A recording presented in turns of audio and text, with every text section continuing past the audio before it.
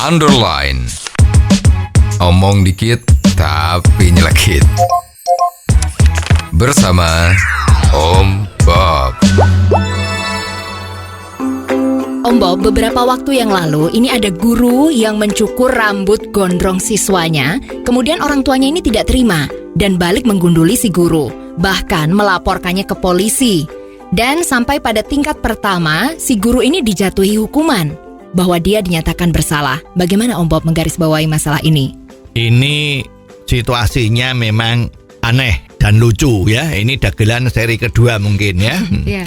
Tapi kita masih beruntung bahwa di tingkat pengadilan yang lebih tinggi, yaitu Mahkamah Agung, ternyata guru tersebut dibebaskan. Dan bahkan ada kemungkinan mendapat ganti rugi karena putusan yang salah. Jadi putusan pengadilan negeri yang menjatuhkan hukuman yang kemudian ini agak lucu juga dikuatkan oleh pengadilan tinggi kalau orang tuanya ini yang salah, baru kemudian dibebaskan oleh Mahkamah Agung. Kita masih beruntung bahwa keadilan masih ada di bumi tanah air kita yang tercinta ini. Mestinya apa yang harus dilakukan Om Bob kalau ada pengaduan kasus yang seperti ini? Mestinya pada saat orang tua murid ini mengadukan ke polisi, ya polisi kan menjadi pintu utama sebelum masuk ke pengadilan.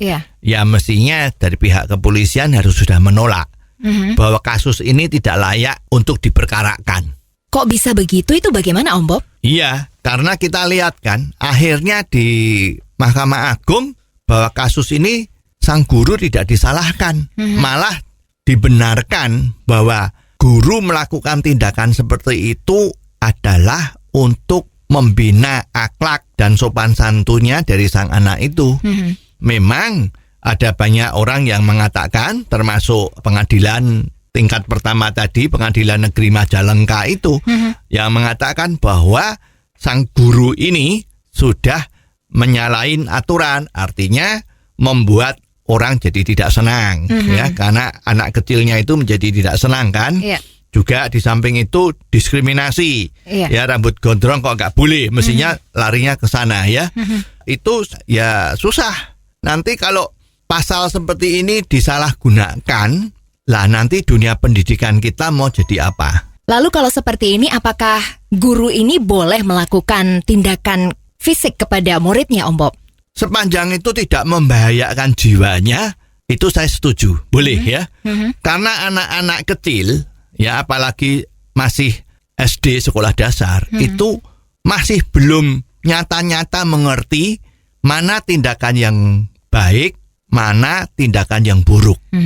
Karena pada dasarnya orang itu baru bisa berbuat baik kalau pada saat dia berbuat jahat itu terdapat sesuatu yang menyakitkan dia, orang tersebut akan sadar bahwa itulah yang tidak baik. Anak-anak belum mengerti masalah. Jadi misalnya ada murid sekolah, dia tidak mengerjakan PR. Apa yang harus dilakukan guru? Apa cuma sekedar marah? Marah kalau orangnya itu cuek, gimana? Tidak merasa ditakuti, ya PR itu tidak akan dibuat terus. Hasilnya murid itu besok akan bodoh kan? Betul. Apalagi kalau nanti gurunya malah, wah kasihan udah sekolah setahun kok nggak naik kelas, dinaikkan kelasnya. Lah makin bodoh lah anak itu kan? Jadi memang kalau dia berbuat sesuatu yang melanggar aturan-aturan selama di sekolah, guru boleh melakukan tindakan fisik. Misalnya tindakan fisik itu yang seperti apa Om Bob? Tindakan fisik yang diizinkan menurut saya itu adalah satu, misalnya hukuman berdiri, ya, berdiri di depan kelas itu. Ya jangan sehari semalam kan? Ya hukuman berdiri selama 1 jam pelajaran misalnya, itu sudah cukup melelahkan, tapi bagi dia juga merupakan satu hukuman ya. Terus misalnya telapak tangan diceplek, bukan dipukul ya, diceplek, dikeplak ya, bahasa Jawanya dikeplak pakai penggaris. Tapi penggarisnya bukan yang besi tegak lurus, tetapi penggaris yang diceplakkan dari bidang mendatarnya. Suaranya keras tetapi sakitnya pedes-pedes ya. Itu kan tidak melukai. Lah Biasanya kalau seperti itu kan muridnya takut. Nah, kalau muridnya takut, dia udah tidak berani lagi berbuat yang tidak baik. Termasuk rambut gondrong itu. Kalau dikasih tahu udah nggak bisa, ya dipotong biar dia takut besok kan. Nah, kalau udah takut, dia tidak gondrong lagi ya. Seperti itulah yang mestinya harus kita dukung ya. Memang banyak sekali kasus gurunya tidak berani berbuat sesuatu karena takut dikelahkan oleh orang tuanya, orang tua yang salah tadi itu. Dan apalagi kalau sampai masuk ke pengadilan ya. Nah, mestinya urusan yang sepele ini juga pengadilan harus menolak.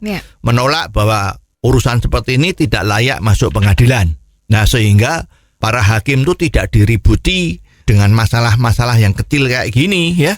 Kan urusan besar lebih banyak. Masa urusan kecil kayak gini disidangkan, dimasukkan ke pengadilan tinggi sampai ke Mahkamah Agung. Mestinya pada awal-awal tuh sudah ditolak, sudah nggak ada masalah. Oh, jadi begitu ya Om Bob. Jelas deh sekarang. Terima kasih Om Bob untuk waktunya. Sampai ketemu lagi di waktu yang akan datang. Untuk kritik dan saran, silahkan Anda bisa kirimkan email ke _ombob@gmail.com _ombob@gmail.com. Underline. Omong dikit tapi nyelekit. Bersama Om